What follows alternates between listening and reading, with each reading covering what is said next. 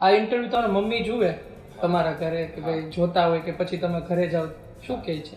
એ તમે આવો એટલે એક દીકરા તરીકે તમારા માથામાં હાથ ફેરવે રાજી થઈ કે ભાઈ તું સારું બોલ્યો, એમાં બધું આવી ગયું ધાર્મિક. જોતા હોય છે. આ જોતા હોય એ તમને આવે મારો દીકરો બસ માથામાં હાથ ફેરવે ને લાગણી છે એટલે એક આમ ઇમોશનલ થઈ જવાય. એમને પાસે શબ્દોની જરૂર નથી માને, પણ એક હું વથ ન કરી શકું મારા બાપને, આમ થોડોક હચકાઈ જાય, ભય થોડોક કેમ કયો તોય ગણાય.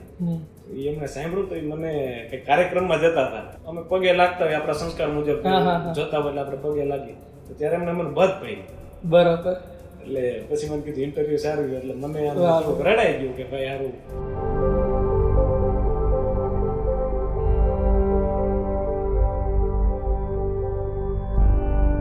તમે જુઓ કે માતા પિતા સરખામણી કરતા હોય કે ભાઈ આ પાડોશમાં છોકરો છે જો એટલા ટકા લઈને આવ્યો. તમારું અભ્યાસ કેવો રહ્યો ભણવામાં ને શું ઘરેથી કોઈ દિવસ કહેતા?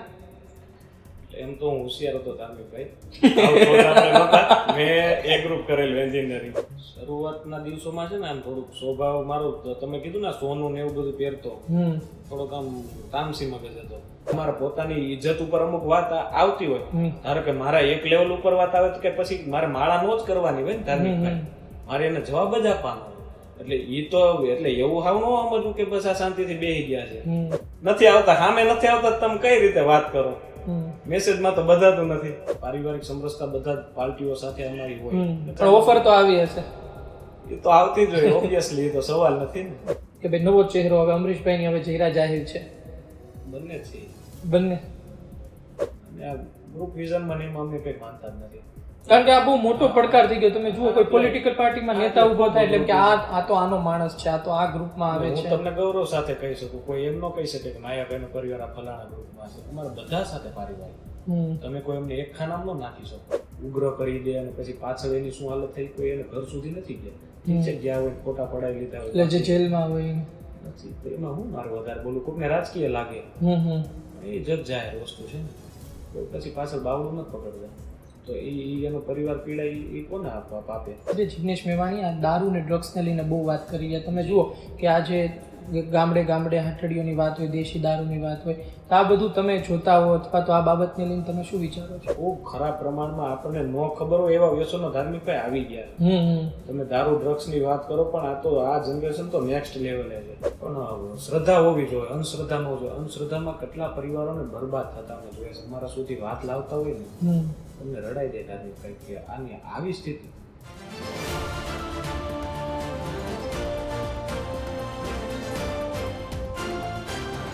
નમસ્કાર મિત્રો. ઘટમાં ઘોડા થંગને આતમ વિંજે આંખ અણદીઠેલી ભૂમ પર યૌવન માંડે આન. યુવાઓની વાત રાજકારણમાં ખૂબ થતી રહી છે અને થવી પણ શું કામ ન જોઈએ. દેશનું ભાવિ છે.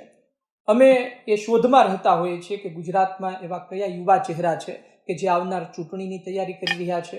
સમાજ વચ્ચે એક મેસેજ છે કે ભાઈ આ વ્યક્તિ આગળ જશે અને ગુજરાતનું એ વિસ્તારનું કંઈક કલ્યાણ કરશે, કંઈ બદલાવ લાવશે. જયરાજ માયાભાઈ આહિર એક ચહેરો છે. તમે મહુવા તળાજા વિસ્તારમાં જાઓ તો ખાસ તમને તેનું નામ સંભળાશે. આજે તેમની સાથે જ વાત કરવી છે. તેમના વિચારો અને તેમની અંદર રહેલી કેટલી વાતો, તેમના અનુભવો તમારી વચ્ચે શેર કરવા છે. આપણે વાત કરીશું આજે જયરાજ માયાભાઈ આહિર સાથે. જયરાજભાઈ, આપનું સ્વાગત છે ગુજરાત તક પર. જી ધાર્મિકભાઈ, સૌપ્રથમ તો ગુજરાત તકના તમામ દર્શક મિત્રોને મારા જય સિયારામ. જયરાજભાઈ, કેમ ચાલે છે? શું છે, તબિયત પાણી સારા? એકદમ સારા, દ્વારકાધીશના આશીર્વાદ. તળાજા, રાજુલા એ વિસ્તાર શું કહે છે? એ વિસ્તારથી તમે અત્યારે આવો છો, શું શાંતિનો માહોલ ત્યાં? જી, અત્યારે ખૂબ સારી રીતે બધા લોકો સમય પસાર સારી રીતે કરી રહ્યા છે અને વાતાવરણ ખૂબ પોઝિટિવ છે. અમારા વિસ્તારમાં તળાજા, મહુવા અને આજુબાજુના સમગ્ર જિલ્લામાં ખૂબ પોઝિટિવ વાતાવરણ છે.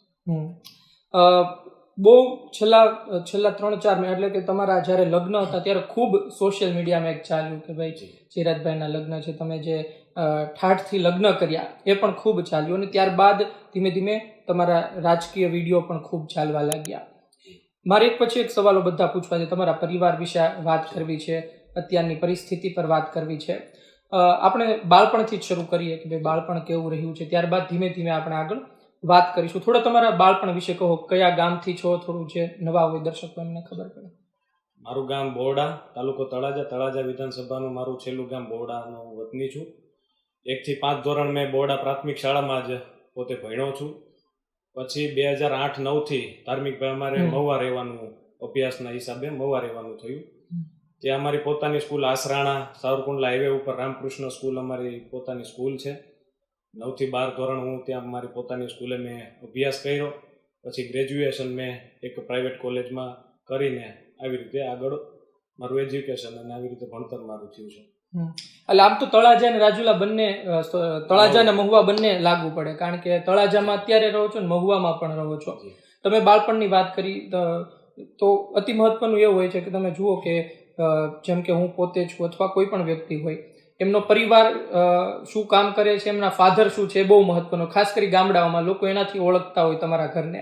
તો બાળપણમાં કેવું રહેતું, કારણ કે તમે બહાર જતા હોય તો આમ તો માયાભાઈનું નામ એટલે પરગણામાં ખૂબ મોટું અને લોકસાહિત્ય ક્ષેત્રે પણ ખૂબ મોટું.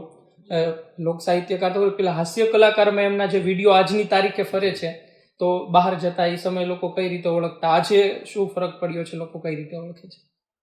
ખૂબ વર્ષોથી બાળપણથી અમે જોતા આવીએ. એક જે મારા ફાધરની બધાને પ્રત્યે જે એમની જે લોકચાહના છે, અને ખાસ કરીને એનો વ્યક્તિગત એમનો જે સ્વભાવ છે, ક્યારે તમને ઠીક છે બહારથી જે લોકો ન ઓળખતા હોય ને બહાર મળ્યા હોય તો એમને બીજું ત્રીજું લાગતું હોય, પણ એકવાર બેસી ગયો હોય માણસ એમની સાથે, આપણે કહેવાય ને કે હુંવાણ કરી હોય, તો એ લોકો ક્યારે ભૂલે નહીં કે ભાઈ આ લોકો જમીન સાથે જોડાયેલા છે એમ. એટલે એક આમ વિશેષ હરખ આવે એમ કે ભાઈ માયાભાઈ દીકરો છે ને આ ભાઈ બેસો. નાના નાના હોય ત્યારે બીજી રીતે લોકો ઓળખતા ન હોય, કોઈ પરિચય આપણે એવી રીતે બેસાડે, મહેમાન ગતિ કરાવે અને એ જે પ્રેમ આપતા હોય. બાળપણમાં એવી ખબર ન હોય આની ગંભીરતા, પણ અત્યારે સમજાય કે લોકો અવડા નાના હતા ત્યારથી એટલો પ્રેમ આપે. અને હવે મોટા થઈ અને વગેરે ક્ષેત્રોમાં આપણે કામ કરતા હોય ધાર્મિકભાઈ, એટલે એક નવી ઓળખ બધા કહેતા હોય, પણ એક બાપાના નામથી મોટી ઓળખ હું મારા જીવનમાં કોઈ મારી સફળતા હું નથી માનતો કે ભાઈ જયરાજ એટલે માયાભાઈનો દીકરો એમ.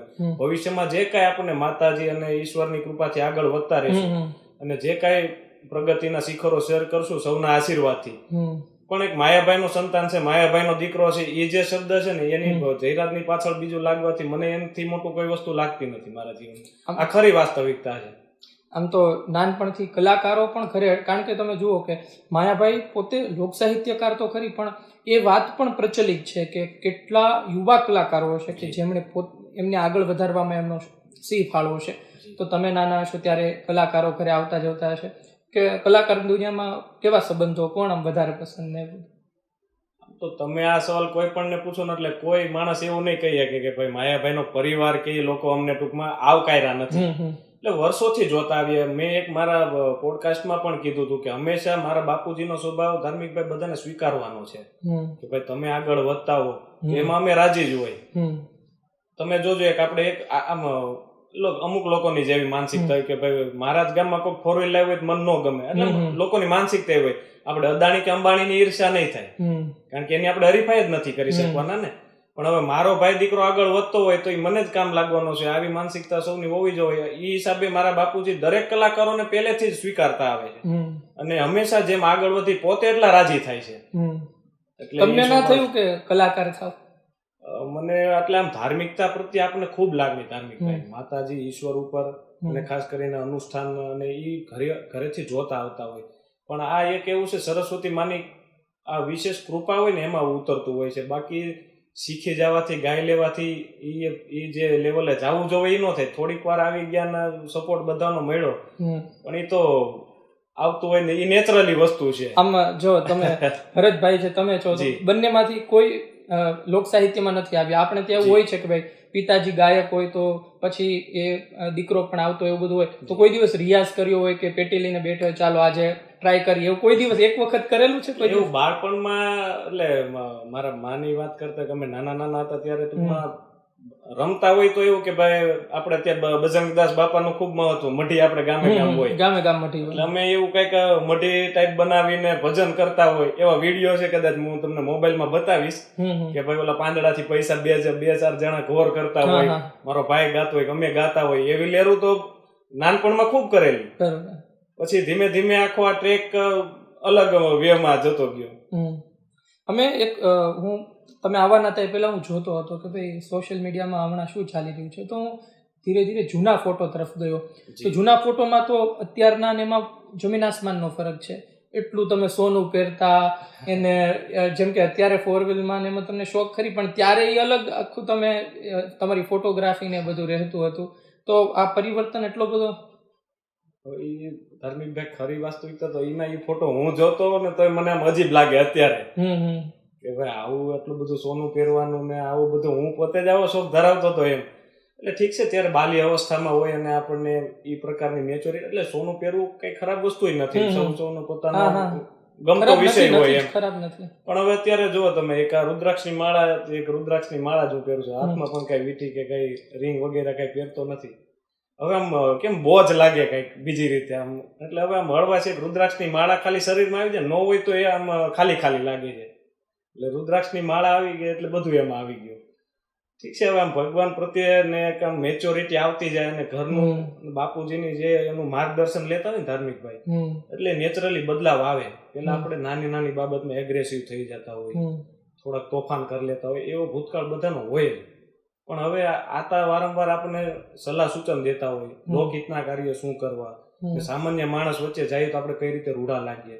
એટલે સમયાંતરે આવા બદલાવ થવા જોવે ને એ મારે સ્વયં ભાઈ, મને કોઈ કીધું પણ નથી કે ભાઈ તું ઘરેણું ન પહેરતો, પણ મને પોતાને ફીલ થયું એટલે હું આમ ધીમે ધીમે બાજુ થોડોક આ રીતે. તમે જે વાત કરી તોફાન, આપણે ત્યાં ઠપકો આપે, તમે કઈ તોફાન બહુ કરીને આવ્યા હોય તો બાળપણના એવા કોઈ કિસ્સા ખરી કે તમારા મમ્મી ખીજાણા હોય કે ભાઈ આવું નહીં કરવાનું, કે એવો કોઈ તોફાન કર્યો કે શિક્ષકની ફરિયાદ ઘર સુધી આવી હોય, સીધો માયાભાઈને સાથે સંપર્ક હોય, સીધો ફોન કર્યો કે ભાઈ જયરાજ આવું કરે છે? બાળપણમાં તો કેવું હોય ધાર્મિક, આપડા તો શું આમ તોફાન એટલે ઝઘડા ને એવું હોય, બાકી કોઈ એવું કૃત્ય તો ન હોય કે ભાઈ એમને નીચા જેવા જેવું થાય, એવું તો બાળપણ થઈ જાય, એવો કોઈ બનાવ નહીં. પણ ઠીક છે, એક આપણો થોડોક આમ સ્વભાવ પ્રમાણે એને એક તો મિત્ર મંડળ એવું હોય, નાના હોય ત્યારે ભણતા હોય ત્યારે ઝઘડા અને થોડુંક બાંધવાનું, પછી મોનિટર જ મને બનાવતા, એવું ઘણી વાર બનેલો કિસ્સા કે ભાઈ આને બનાવી દો ને. આ જોક્સ ની વાત છે ને એ વાસ્તવિકતા આવી હતી કે ભાઈ આ ટોળકીને આમાં રાખી દો. એટલે ભણવાના સમયે ભણાય છીએ આપણે, અને એક સમય જે હસવા ખીલવાનો સમય હોય અને હોવી જોઈએ. અમે ઘણી વાર વાત કરતા હોય ધાર્મિક ભાઈ કે ભાઈ કઈક ભૂતકાળ હવેની પેઢી હવેની જનરેશનમાં તમે જુઓ કે ભાઈ આટલું બધું વાલીઓ સ્ટ્રીક થઈ જાય, કોઈ જાતનું કઈ એને કઈ તોફાન નહીં કરવાના. તો અત્યારે તમે કે હું આપણો ભૂતકાળ વાગોળી તો શકીએ ને કે ભાઈ આવા અમે લેરું કરેલી ભણતા ત્યારે, ઠીક છે, એ ઉંમરમાં સોંપતું હોય એટલે એવા ઠપકા તો આમ ઠીક છે, આજુબાજુના ઘરવાળાને કદાચ કઈક આમ તોફાન બોફાન કર્યા હોય ને એવા ઠપકા આવે તો મારે ખાધેલા છે મા બાપના. ભણવામાં આમ કેમ ખૂબ આપણે ત્યાં કોઈ કે ભાઈ આ વ્યક્તિનો પહેલો નંબર આવે છે, તું શું કરે છે, આમ તમે જુઓ કે માતા પિતા સરખામણી કરતા હોય કે ભાઈ આ પાડોશમાં છોકરો છે જો એટલા ટકા લઈને આવ્યો. તમારું અભ્યાસ કેવો રહ્યો ભણવામાં, ને શું ઘરેથી કોઈ દિવસ કહેતા? એમ તો હું હોશિયાર હતો ધાર્મિક ભાઈ, મેં એ ગ્રુપ કરેલું એન્જિનિયરિંગ સાયન્સ રાખેલું. એટલે ભણવામાં એટલે આપણે મીડિયમ એમ કે ભાઈ ઠપકો ન દઈ શકે અને પોતાનો ગમતો વિષય મુજબ મને પૂરેપૂરી ફ્રીડમ છે ઘરેથી.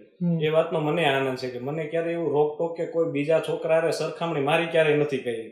ઠીક છે, બીજા લોકો કરતા હોય છે, પણ એ જોતા જતા હતા કે એમનામાં મારામાં જે ઘટતું હશે એ હંમેશા મારા ઘડતર માટે મારા મા બાપે પૂરો સમય આપીને, મારા બાપુજીનું એટલું વ્યસ્ત શિડ્યુલ હોવા છતાં ધાર્મિકભાઈ જયારે પણ ફ્રી હોય અમને રાતે બેઠા હોય, જે કાંઈ આપણા જીવનમાં ઘડતર મુજબ જે કાંઈ એમના માર્ગદર્શનો એમને દેવા હોય એ અમને હંમેશા દેતા હોય.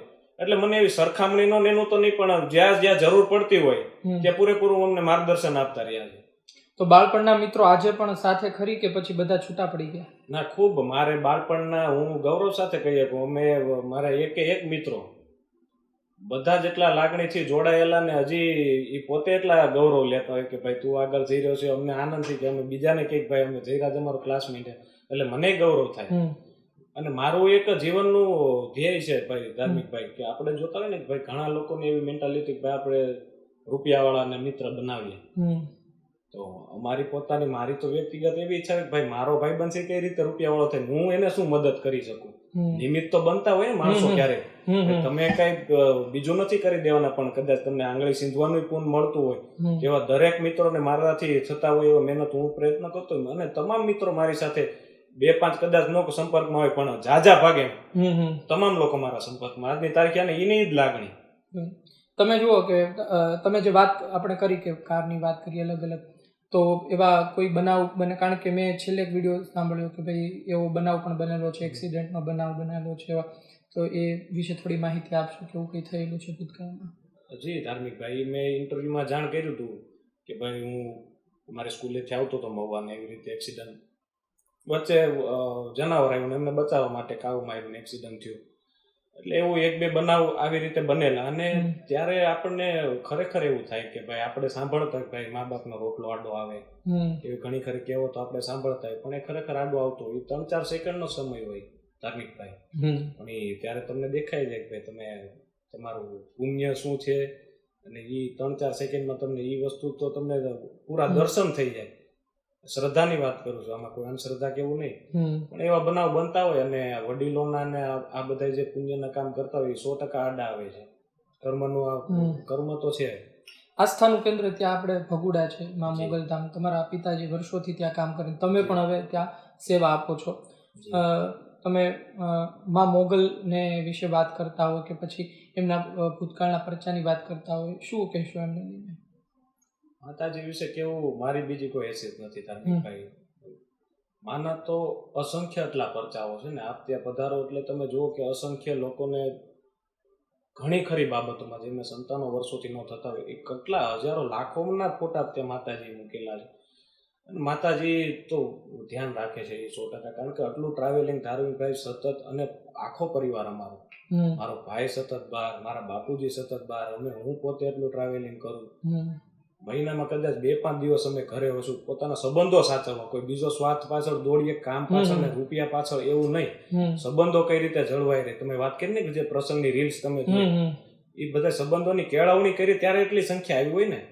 એ તો મારા બાપુજી એમના કાર્યક્રમમાં કહેતા હોય કે ભાઈ તમે તમારા પોતાને ત્યાં આંગણે તો મહેમાન ક્યારે હોય, તમારો વ્યવહાર જોવે એમ. આપણામાં અઠવાડિયું કે વાર છે 7, એ બહુ વિગતવાર એ પોતે રજૂ કરીએ કે તો સારું લાગે, મારું તો કામ નહીં કે ભાઈ 8મો વાર કયો એમ, વ્યવહાર છે. તો વ્યવહાર અમારો એ રીતે અમે સતત દોડતા છું, તો જ મારા આંગણે એટલા મહેમાનો આવ્યો હોય ને ધાર્મિકભાઈ. એટલે માતાજીના તો અસીમ કૃપા, હું જો અમારાથી શબ્દોથી વર્ણન ના થાય. અમે જે અમારું વજૂદ છે અત્યારે, એ અમારા કુળદેવી મોકળિયાણીમાં અને મા મોગલના હિસાબે જ અમે જે લીલા લહેર કરી રહ્યા છીએ માતાજીના હિસાબે, અને રખોપા માના ચારે હાથ અમારા પરિવારમાં છે. એ કહો, આપ હમણાંથી એક પછી એક તમારા ઇન્ટરવ્યુ ને બધું ચાલી રહ્યું છે, આ ઇન્ટરવ્યુ તમારા મમ્મી જુએ તમારા ઘરે કે ભાઈ જોતા હોય, કે પછી તમે ઘરે જાઓ, શું કહે છે? મારા મમ્મી કહે ભણેલા નથી એટલે એને બીજું બધું, અને આપના માધ્યમથી હું કહેવા માંગુ છું કે અમારી જે જનરેશન છે ને, એ આ છેલ્લી જનરેશન છે જેને કઈ મોબાઈલ આરે લેવા દેવા નથી, જેને કઈ વોટ્સએપ સ્નેપચેટ સિવાય કઈ લેવા દેવા નથી. એ તમે આવો એટલે એક દીકરા તરીકે તમારા માથામાં હાથ ફેરવે રાજી થઈ કે ભાઈ તું સારું બોલ્યો, એમાં બધું આવી ગયું ધાર્મિક. જોતા હોય એ તમને આવે, મારો દીકરો બસ માથામાં હાથ ફેરવે ને લાગણીથી, એટલે એક આમ ઇમોશનલ થઈ જવાય. એને કઈ શબ્દોની જરૂર નથી માને, માં તમને ખાલી સ્પર્શ કરે ત્યાં બધું આવી જાય ધાર્મિકભાઈ. નાતા શું કે માયાભાઈ શું કે તમારા વિડીયો જોઈને પછી? ખાસ કરીને બાપુજીનું એવું છે ને, એ કોમ્પ્લિમેન્ટ નો આપે, તારીફ ના હોય, ઈ તમારી કેળવણી હજી તમારામાં શું ખૂટે છે. પણ આ મારું છેલ્લું ઇન્ટરવ્યુ જોયું એટલે એમને મને ખાલી આમ બહુ મર્યાદિત શબ્દોમાં કે ભાઈ વખાણ એના શબ્દોમાં જે કેવું જોઈએ એમણે મને કીધું ના બરોબર, હું રાજી થયો. એટલે એ તો મારા મોટું સર્ટિફિકેટ છે ને ભાઈ, મારા બાપુએ મારી નોંધ લીધી. અને એમાં હું એક વાત કરેલી હતી, એ મેં એમ કીધું હતું કે ભાઈ મારા જીવનમાં સૌથી મુશ્કેલી વસ્તુ હોય ને તો મારા બાપુને મારે બધ ભરીને મળવું. એ મને ઠીક છે, પ્રેમ લાગણી એ ખૂબ એમનું છે, પણ એક હું બથ ન ભરી શકું મારા બાપુને, આમ થોડોક અચકાઈ જાય, ભય થોડોક કેમ કયો તોય ગણાય. તો એ એમને સાંભળ્યું તો એ મને કઈક કાર્યક્રમમાં જતા હતા, તો ઠીક છે કઈક કાર્યક્રમમાં બહાર જતા હોય એટલે અમે પગે લાગતા હોય, આપણા સંસ્કાર મુજબ જતા હોય એટલે આપણે પગે લાગીએ, તો ત્યારે એમને મને બધ ભરી. બરાબર. એટલે પછી મને કીધું ઇન્ટરવ્યુ સારું ગયું, એટલે મને થોડુંક રડાઈ ગયું કે ભાઈ સારું. એ ઇન્ટરવ્યુ પછી એમને મને બધ ભરી. મેં કીધું ભાઈ બીજું શું જીવનમાં મૂડી જોવાય. એટલે તમે જુઓ કે એ ઇન્ટરવ્યુ અલગ અલગ ચાલ્યા, તમારા માયાભાઈનું પણ સતત બધું ચાલતું હોય, સતત વાતો થતી હોય. પણ સૌથી અગત્યની વાત એ છે કે તમે આમ ગણો કે છેલ્લા 5-7 વર્ષમાં ખૂબ ચર્ચામાં આવ્યા. લોકો એવું કહેતા હોય છે કે ભાઈ સોશિયલ મીડિયાની દુનિયા અલગ છે અને રિયાલિટી અલગ છે. ઘણા લોકો તમને પણ કહેતા હશે, કારણ કે તમે તમારી છબી જ્યારે ચમકી ત્યારે સોશિયલ મીડિયામાં ખૂબ ચાલતા હતા. તમે પછી તમે શું નક્કી કર્યું ને? કારણ કે પછી તમે જો ગ્રાઉન્ડ પર આવ્યા છો, હવે તમારું કામ એક પછી એક ચાલી રહ્યું છે. સોશિયલ મીડિયાની આપણે વાત કરી ને ધાર્મિકભાઈ, પણ હવેની સ્થિતિ ગ્રાઉન્ડ ઉપર આવ્યા પછી હવે 70 વર્ષ પ્લસના દાદાઓ રાજી થાય છે અને વ્યક્તિગત ઓળખે છે, જેને સોશિયલ મીડિયા સાથે લેવા દેવા. અરે મેં એક વિડીયો જોયો કે જેમ કે આ મોટી ઉંમરના હોય આપણને તો એવું જ લાગે કે ભાઈ આ ના આવું જો, પણ પગે લાગે. એ જ વાત છે, કોઈ મોટી ઉંમરના માડી હોય પગે લાગી લે. એ આપણી કવડી જવાબદારી વધે આ ઉંમરે. હું તો હા મેં 10 વાર એમને પગે લાગુ કે તમે મારા માથે હાથ મૂકો, હું તમારો દીકરો છું, કે તમારે મને એ રીતે ઝૂકવાનું ન હોય. પણ એનો મતલબ એવો નથી કે આપણને પણ એક એમને એટલો લાગણી આપણી પ્રત્યે કે ભાઈ માયાભાઈ દીકરો છે ને આવું કામ કરે છે ને સેવાનું કામ કરે છે, એ દ્રષ્ટિથી અલગ રીતે માણસો જોઈ રહ્યા છે. અને સોશિયલ મીડિયાના માધ્યમથી લોકો ખૂબ અમને પ્રેમ આપે છે. અમારી જનરેશન ઝાઝા ભાગે ધાર્મિકભાઈ સોશિયલ મીડિયામાં જોડાયેલી હોય અને કંઈક એવું હોય તો અમે મેસેજ મૂકતા હોય તો પાછા ગ્રાઉન્ડ ઉપર હાજર યુવાનો રહે છે. માત્ર સોશિયલ મીડિયામાં જ લોકો છે એવું નથી. તમે કેમ્પમાં જોયો છે કે એક મેસેજ અમે કર્યો હતો રોજગારના વિષયનો હતો, તો 10,000 યુવાનો માત્ર 3-4 દિવસમાં ભેગા થાય તો એ લોકો મારી સાથે દિલથી જોડાયેલા હોય તો જ થતા હોય ને ધાર્મિકભાઈ. તમે જ્યારે વાત કરતા હોય ત્યારે ઘણી વખત સવાલ લોકોના એવા હોય, ઘણાને એવું થતું હોય કે ભાઈ કોઈ વ્યક્તિના પિતાજી બહુ મોટી હસ્તી હોય તો લોકોને ભાઈ આમને તો શું યાર, એમના પિતાજી મોટી હસ્તી છે, એમને તો શું યાર પ્રગતિ, એમને તો ક્યાં પૈસા ટકે કમી હોય, એને તો ફોન કરે વ્યક્તિ જવાબ આપે, બરોબર. તો તમે શું વિચારો છો કે માયાભાઈ આજે લોક સાહિત્યકાર છે, એટલું મોટું નામ છે, પણ કદાચ એ ના હોત ને એ વર્ષો પહેલા, મને તો યાદ છે કે ભાઈ માયાભાઈએ ખૂબ સંઘર્ષ કર્યો છે, વાહન પણ ચલાવતા હતા, તો તમે વિચારો તો જયરાજભાઈ ક્યાં હોત આજની તારીખે?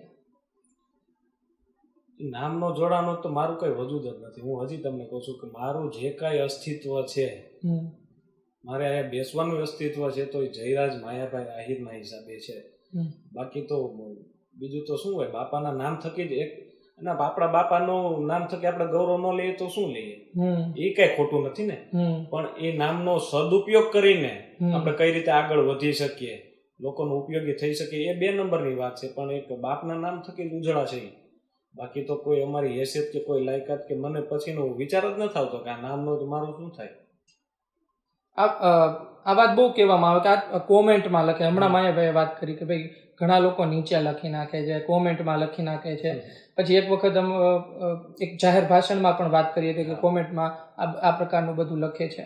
તો તમે કઈ રીતે જુઓ, જેમ કે તમારો વિડીયો ચાલતો હોય, નીચે તમારે લઈને નેગેટિવ વાત આવતી હોય, તો ત્યારે શું વિચારો? શરૂઆતના દિવસોમાં છે ને આમ થોડુંક સ્વભાવ મારો, તમે કીધું ને સોનું ને એવું બધું પહેરતો, થોડોક આમ તામસી મગજ હતો. એક તો ગ્રુપ આપણું બધું યુવા જનરેશનનું ગ્રુપ એવું હોય, આમ ઠરેલ માર્ગદર્શન ન આપે કે ભાઈ એને હવે આપણે શું ઘટે તમે આરામ કરી નાખીએ, સમજ્યા તમે આખી વાત? સમજી ગયા તમે? સમજી ગયા. અને પછી ધીમે ધીમે પીડતા આવતી જાય અને કોમેન્ટ કરવાનો આમ ત્યારે એગ્રેસિવ થઈ જતો. પણ હવેની પરિસ્થિતિ એવી છે ને કે આમ મારા બાપુજી સતત અમને માર્ગદર્શન દે અને એમ કે ભાઈ કોમેન્ટ કરી છે, એમાં લાઈક કેટલા જણાએ કરી છે, તને લાઈક કરવા વાળા માણસો કેટલા છે? એટલે હું કહું ભાઈ આમાં આપણે 2 લાખ લોકોએ લાઈક કર્યું છે. જોયા કેટલા? તો હું કહું 20 લાખ લોકોએ. કોમેન્ટ કેટલાય કરી? મેં કીધું 4 જણાએ. એટલે કે તારે 21 લાખ માણસને ક્યાં 4 જણા? 21 લાખ લોકો તને પ્રેમ કરે છે એ તારે નથી જોવું, ના 2 જણા લખે છે એટલે તું તારો આખો દિવસ તારે આમાં બગાડવાનો છે. મને બહુ બેસાડીને, એટલે હું આ ધીમે ધીમે કારણ કે લાગી આવે એ સમય તેવો હોય કે ભાઈ કેમ ભાઈ એમ જ થાય ને. તમે સમજો ભાઈ, તમે શું એક હિસાબે તમે વિચારો, તમે બધી તાકાત ધરાવતા હો, તમે બધી જ તાકાત ધરાવતા હોય છતાં તમારે સહન કરવાની વાત આવે એટલે દમ ખાઈ જાવ ને, આપણે શું કામ સહન કરીએ. પણ મને ત્યાર પછી હું મારો વ્યક્તિગત તમને વિચાર કહું, પછી હું એવું વિચારું કે જે ભાઈએ કોમેન્ટ કરી છે એ શું કૂતરાને બિસ્કિટ ખવડાવે છે? 5 રૂપિયાનું પાર્લેજી ઈ દાન કરે છે, ખવડાવે છે? એને કાંઈ ગામના ઓટલા ભાંગવા સિવાય એને કાંઈ કામ નથી કરવું. તો એને મારે તો ત્યારે ચિંતા કરવી છે કે ભાઈ ગુજરાતનો કોઈ સેવાભાવી માણસ કે મોટો સંત જયારે કોમેન્ટ લખતો હોય ને ભાઈ જયરાજ ખોટો છે, માયાભાઈ ખરાબ છે, તો મારે ચિંતાનો વિષય હોય ને. કોઈક સજ્જન માણસે મને ટકોર કરી, એનું તમે પ્રોફાઇલ જોઈ શકો છો જે લખવાના. અને પાછા મર્દો તો એટલા બધા છે કે ફેક આઈડી બનાવીને કરે છે બહેનોના નામથી, એટલા તો એ બહાદુર છે, તો એની હારે તો યુઝ કરવું કેમ? એટલે એ નથી જોતા ભાઈ અમે. અને આપણે કામ કરતા જઈએ છીએ આગળ, આપણે આ ટ્રેક ચૂકવાનો જ નથી ધાર્મિકભાઈ. નહીતર તો એને હું પ્રયત્ન તો ખૂબ, કારણ કે જ્યારે કોઈ વ્યક્તિ સીધી રીતે ના તમને હરાવી શકે તો ઘણી વખત આ પ્રકારના પ્રયત્નો કરવા વાળા તો છે ને ધાર્મિકભાઈ ખૂબ છે. એમને એવું છે અને મારે છે ને એક મારા જીવનમાં બધા મને જેટલા ઓળખે છે મારા નજીકના મિત્રો છે એને ખબર છે કે મારો નેગેટિવ પોઈન્ટ કઈ છે નહીં. હું નથી ડ્રિંક કરતો, નથી સ્મોક કરતો કે વગેરે વગેરે કોઈ જાતનું. અને જાહેર જીવનમાં તો કોઈ પાસે પ્રૂફ હોય ગમે ત્યારે ભાઈનો મેં સંપર્ક કરીને કહી દે કે ભાઈ જો આવા ફાંકા મારતા હતા. એટલે મારો કોઈ જાતનો નેગેટિવ પોઈન્ટ નથી. એટલે લોકો જોતા હોય અત્યારની એક અલગ સિસ્ટમ આવી ગઈ કે ભાઈ લોકોને પાડી દેવા માટે એને બદનામ કરો, નવી નવી થિયરી. એટલે કઈક ને કઈક એમને એમ હોય કે આને હું ઉગ્ર કરી દઉં ને કાંઈક ઝઘડા બગડા થાય ને કેસ બેસમાં ફસાવીએ. તો એવાય પ્રયત્ન થયા છે. પણ મેં તમને કીધું એમ કે એ પછી શું વાત કરવી, નથી આવતા સામે નથી આવતા તમે કઈ રીતે વાત કરો, મેસેજમાં તો બધાતું નથી. પણ એ યોગ્ય ન લાગે ધાર્મિક ભાઈ રીતે ઝઘડા નહીં. એટલે આપણે વિવાદમાં લઈ જવા પ્રયત્ન કરતા હોય પણ આપણે શાંતિથી આપણું જે કામ છે, આપણા મા બાપે જે સંસ્કાર આપ્યા છે એ દિશામાં સેવાકીય કામ કરતા જશું. એટલે અવોઇડ કરવાનું. સામે આવીને તો કહેતા નથી તો કઈ રીતે તમે ઝઘડો કરો. આમ પરિવાર આખો બાપુમાં ખૂબ માને, મોરારી બાપુમાં. મોરારી બાપુની કઈ વાત આમ પસંદ કે કઈ વાત તમને ખૂબ આમ ગમી કે ભાઈ તમે પોતાના જીવનમાં ઉતારી હોય ને લઈને ચાલતા હોય તમે? બાપુની સાથે તો અવારનવાર તલગા જડાઈમાં આશ્રમે બેસતા હોય, ત્યાં જાય એટલે બસ બાપુને ખાલી આપણે સાંભળતા, બીજો વાર્તાલાપ કે બાપુને આપણે તો શું પૂછી શકીએ. પણ ક્યારેક મારા બાપુજી કંઈક ભાગવત ગીતાની કંઈક વાત હોય, કૃષ્ણ ભગવાનના જીવનની અમુક અમુક બાબતો હોય, કર્ણની વાત હોય, મિત્રતાની વાત હોય, ઘણા ખરા એવી ખૂબ આધ્યાત્મિકો ચર્ચાઓ બાપુ આગળ થતી હોય ને તો એ જીવનમાં તમે ત્યારે બેસવામાં ક્યારેક અમને શબ્દો કામ લાગતા હોય કે કોઈક વાત મૂકવાના કામ લાગતા હોય. બાપુના જે શબ્દો છે સત્ય, પ્રેમ, કરુણા, એ વિગતવાર આખું સમજવા જેવી બાબત છે બાપુના વિચારોથી. એટલે યુવા અને ખાસ કરીને યુવા પેઢી માટે જે બાપુ કામ કરી રહ્યા છે એ તો જે બાપુને ઓળખતા હોય ને ત્યાં આશ્રમે આવીને કલાક બેઠા હોય ને એ લોકોને ખબર પડે. બાકી સોશિયલ મીડિયામાં જોઈને ખાલી પેલું જે બીજી માનસિકતા ધરાવતા લોકો હોય એ વસ્તુ અલગ છે. બાપુ વિશે તો હું શું કહી શકું, મારી તો કોઈ પેલી છે જ નહીં કેપેસિટી હું બાપુ વિશે કહી શકું. બસ એમને માણવાના ત્યાં જાય એટલે જેટલું સ્વીકારી શકીએ, જેટલું આપણામાં લઈ શકીએ આપણી કેપેસિટી મુજબ. તો બોલાવે, વાતચીત કરે, આ બધું ચાલતું હોય, કોઈ દિવસ વાતચીત કરી હોય? બાપુ બસ રાજી થતા હોય. આપણે ખબર હોય છે બાપુને એમ ખબર હોય કે ભાઈ, એટલે કદાચ આતા કીધું કે ભાઈ જયરાજે આ કામ કર્યું. એટલે બસ બાપુ તો એક ગુરુજી તરીકે બસ આ હાથ ઊંચા કરીને તમને આશીર્વાદ આપે, બસ રાજી થાવ છું. બસ આવા સંતોના આશીર્વાદ મળતા હોય પછી એમ થઈ શું હશે. થોડા હવે રાજકારણના સવાલ કરી લઈએ, કારણ કે ત્યાંથી શરૂઆત કરી દાઠા જિલ્લા પંચાયતથી. એક વિડીયો તમારો સામે આવ્યો હતો કે ભારતીય જનતા પાર્ટીના બધા નેતાઓ હતા. આ વચ્ચે માયાભાઈ પણ વાત કરે છે, તમે પણ બોલો, કીધું કે ભાઈ આપણે ટિકિટ માગી નથી કે કોઈ ટિકિટ ભારતીય જનતા પાર્ટી આપે એવું કંઈ છે નહીં. પણ એમણે કીધું કે ભાઈ જે ચાલવાનું છે પેઢી, એને બધી એમણે વાત કરી, તમે પણ બધી વાત કરી. તો શું હવે તમે દાઠા જિલ્લા પંચાયતથી શરૂ કરી રહ્યા છો કે શું આગળ કાર્યક્રમ છે તમારો? ખરી વાસ્તવિકતા તો ધાર્મિક ભાઈ એવી છે કે હું ભારતીય જનતા પાર્ટીનો એક નાનકડો સૈનિક છું. ભવિષ્યમાં જે કાંઈ પાર્ટી મને જવાબદારી આપવાની હોય એ હું પૂરી નિષ્ઠાથી પાર્ટીને મજબૂત કરવા, જે કાંઈ યુવાનોને વધુમાં વધુ જોડવા પડે આ વિચારધારા સાથે. હવેનો સમય યુવાનો માટેનો છે. આ પાર્ટીના વિચારધારા પ્રત્યે કઈ રીતે પ્રેરિત થાય, હંમેશા મારી કાર્ય પદ્ધતિ એ રહેશે. અને આખરે નિર્ણય તો પાર્ટી કરતી હોય છે, એ આપણે કહેવાનું. અને અમે ક્યારેય કોઈ જાતની દાવેદારી ધાર્મિકભાઈ આજ સુધી નથી કરી.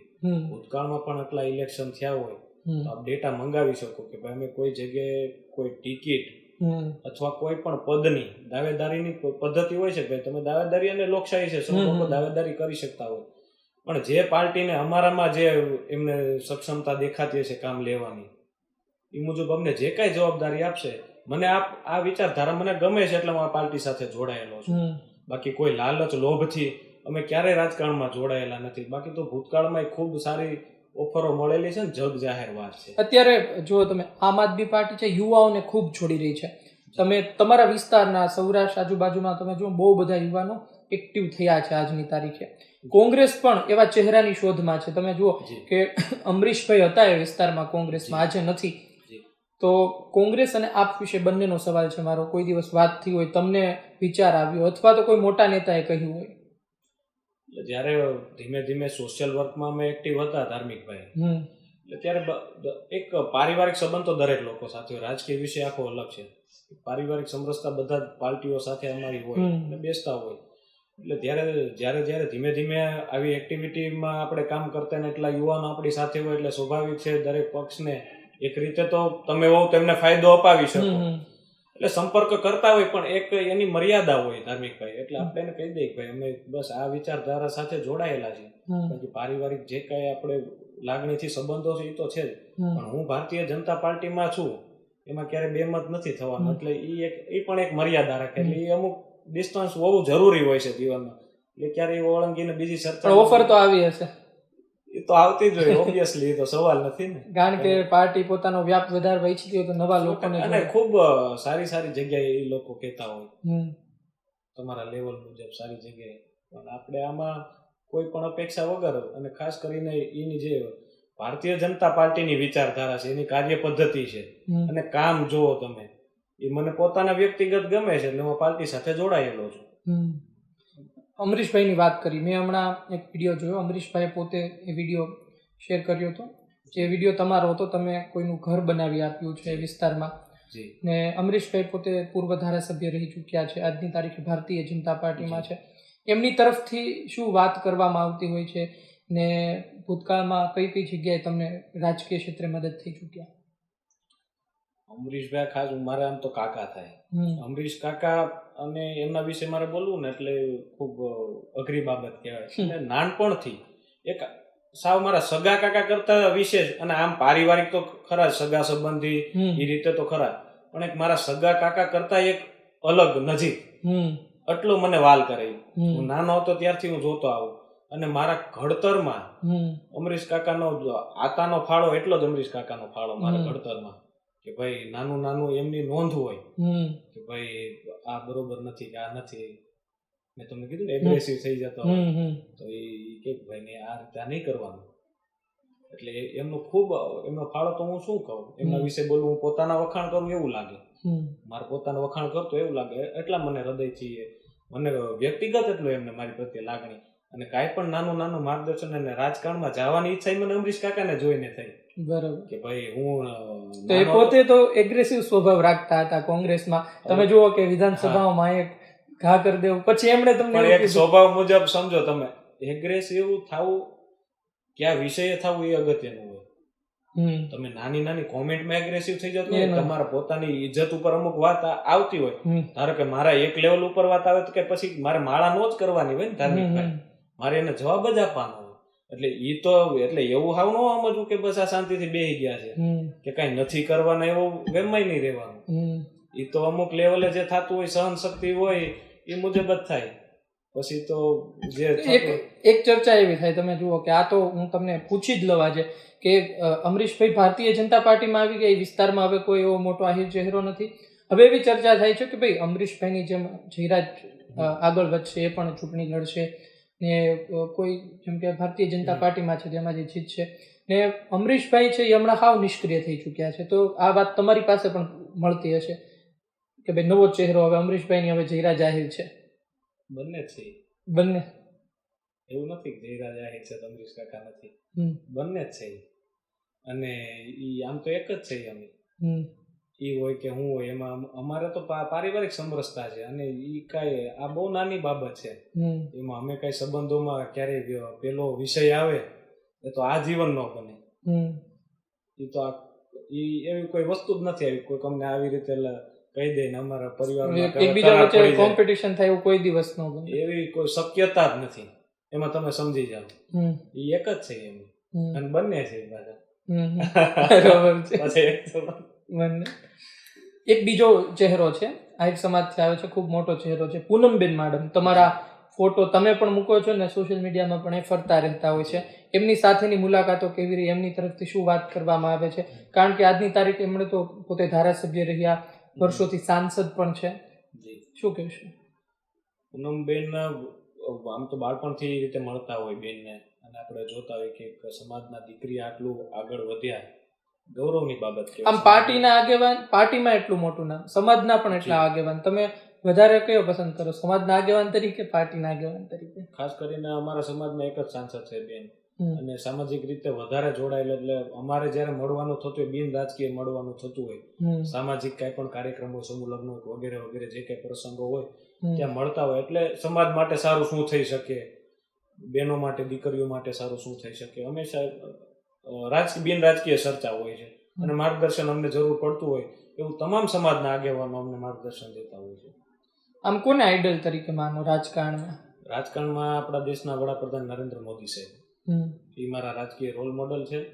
અને એના કારણો ઘણા બધા છે. વિકાસના કામો તો ખરા જ, વિકાસના મારે ગણાવવાના ન હોય, પણ એક ધાર્મિકતા પ્રત્યે જે એ પોતે એટલા ઉર્જાવાન છે.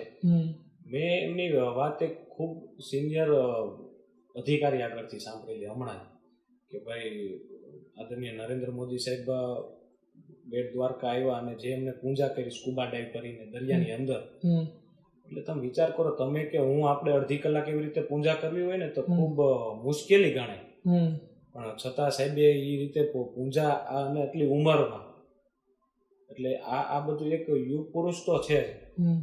બાકી તો રાજકીય રીતે જે કાંઈક આવા દાવા કે જે કાંઈ તમે ગણાવી શકો જે વિપક્ષી કરતા હોય, પણ આ તો ખરું ને. એટલે એક રાજકીય રીતે મારા રોલ મોડલ નરેન્દ્ર મોદી સાહેબ છે. અને તિરંગાની જે શાન વધારી છે સાહેબ છેલ્લા 15 દિવસથી, જે બીજા કન્ટ્રીમાં આપણી જે ગણના થઈ રહી છે, યુક્રેનના રશિયાના યુદ્ધમાં પણ આપણે જોયું માત્ર તિરંગો ફેરવી દો તો ભારતવાસીઓને કાંઈ ઉની આંચ ન આવે, તો એ લેવલે તો આપણા દેશને સાહેબે મહેનત કરી છે ને. એ બાબત વડાપ્રધાન મોદીની પણ વાત થઈ, કોઈ એવા ક્રાંતિકારી વ્યક્તિને ફોલો કરતા હોય કે એવું કંઈ ખરી કે ભાઈ આ વ્યક્તિ મને બહુ પસંદ છે, જે હયાત ના હોય એવું કંઈ? ભગતસિંહ મને તો ક્રાંતિકારી નેતા, ભગતસિંહ હું માનું છું. હવે બસ આપણે ઇન્ટરવ્યુની પૂર્ણાહુતિ તરફ જઈ રહ્યા છીએ ધીમે ધીમે. તમે જુઓ કે અલગ અલગ યુવા નેતાઓ હોય એ પોતપોતાની રીતના રાજકીય કારકિર્દી ઘડતા હોય. 5 વર્ષ પહેલા આપણને અંદાજો તો આવી જાય, એ અંદાજો અત્યારથી તમારો સેવાઈ રહ્યો છે કે ભાઈ આ વ્યક્તિ રાજકારણમાં તો આગળ જશે. ને આ વાત એટલા માટે કરવી પડે કારણ કે હવે તમે એક્ટિવ પણ છો રાજકારણમાં અને એટલી સભાઓ પણ થઈ રહી છે.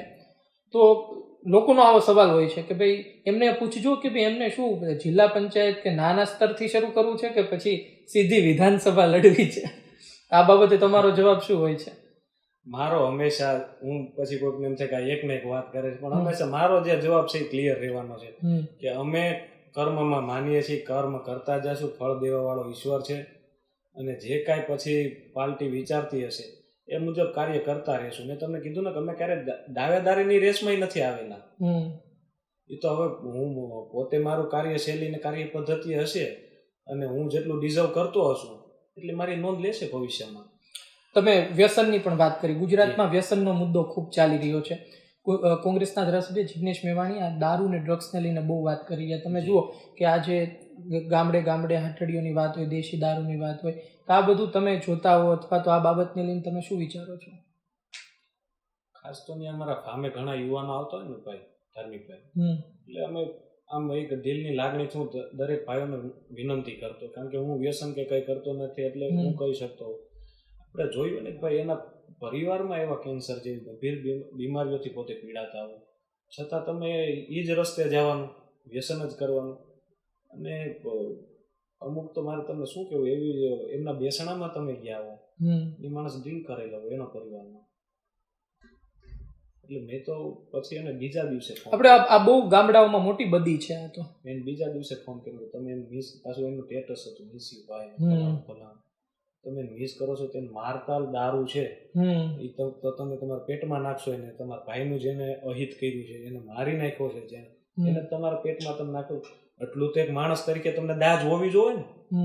અમથા તો આપણે બહુ પેલા છે કે આપણે કોકે ખરાબ કર્યું તો આપણે વર્ષોથી ભૂલતા નથી, દુશ્મન આવે તો દારૂ જ દુશ્મન છે, એને એ વ્યસન જ દુશ્મન છે. તમારે તમે કઈ રીતે તમારા કોઠામાં સંગ્રહ કરી શકો?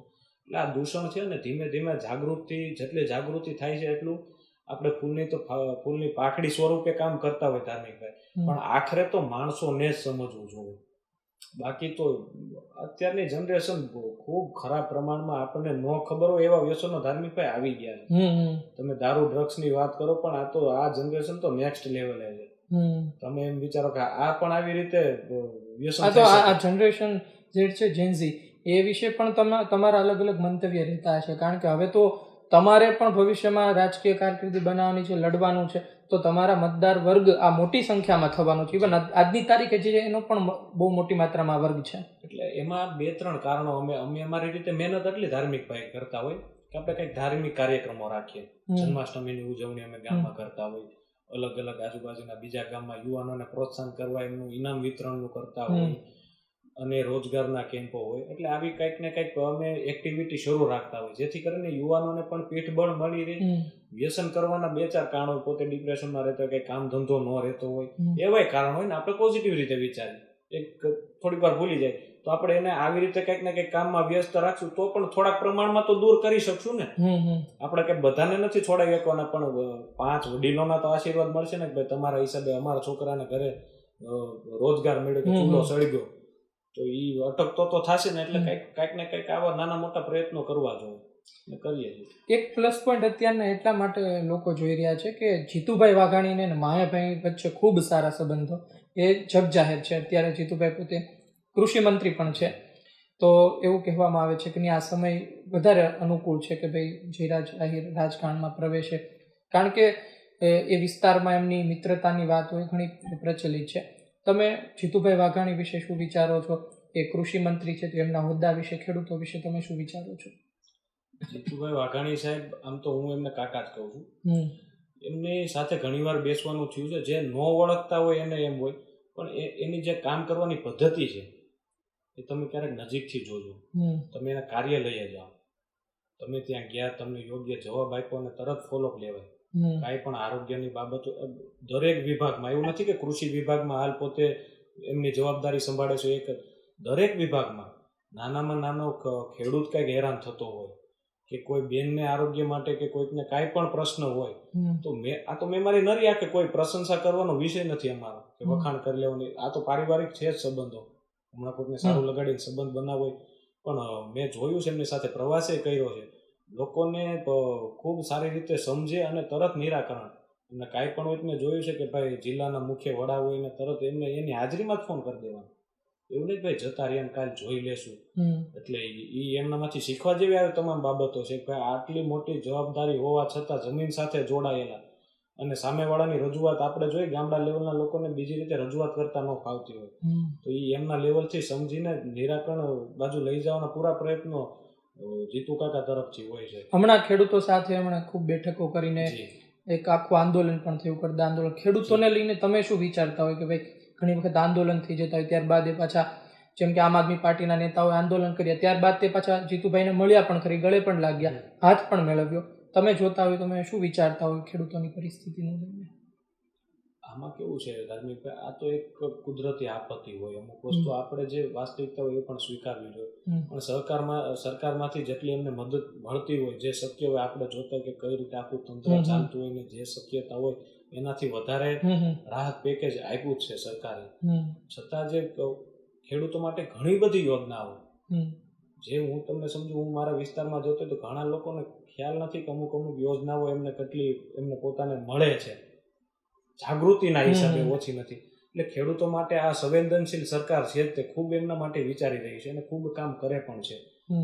એ આપણે સૌ જાણો છો. અને અમે મળતા હોય એટલે કાંઈ પણ નાના મોટા પ્રશ્નો રહેતા હોય, જીએબી લગતા ખેડૂતોને ખાસ કરીને એવા બધા નાના મોટા ઇસ્યુ રહેતા હોય તો તરત અમે એનું નિરાકરણ લાવતા. અને જે કોઈ બીજા લોકો એ ગેરસમજ ફેલાવતા હોય ખોટી રીતે, ઉગ્ર કરી દે અને પછી પાછળ એની શું હાલત થઈ કોઈ એને ઘર સુધી નથી ગયા હોય, ખોટા પડાવી લીધા હોય, જે જેલમાં હોય નથી. એમાં હું મારે વધારે બોલું, કોઈકને રાજકીય લાગે, એ જગ જાહેર વસ્તુ છે ને, કોઈ પછી પાછળ બાવડું નથી પકડતા.